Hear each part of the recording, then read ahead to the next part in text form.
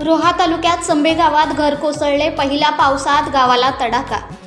रोहा तालुक्यातील संभे येथे पावसामुळे एक घर कोसळले, सुदैवाने कोणतीही जीवितहानी झाली नाही। दिनांक 26 मे रोजी सायंकाळी 7 वाजण्याच्या सुमारास घर कोसळल्याची घटना घडली। तालुक्यात मुसळधार तसेच रिपरिप पावसाने हजेरी लावली। त्यात नारायण कडव यांचे घर कोसळून मोठ्या प्रमाणात नुकसान झाले, परंतु एक व्यक्ती जखमी झाल्याची माहिती मिळाली आहे। त्या व्यक्तीला प्राथमिक आरोग्य केंद्र आंबेवाडी येथे तात्काळ पुढील उपचारासाठी नेण्यात आले। सुदैवाने कोणतीही जीवितहानी झाली नाही। घरासह एकूण 80 ते 90 हजार रुपयांचे नुकसान नारायण कडव यांचे झाले।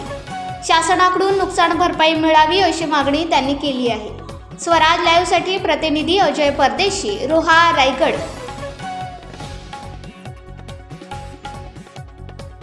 आपण पाहताय महाराष्ट्रातील वेगवान न्यूज चॅनल स्वराज्य लाईव्ह।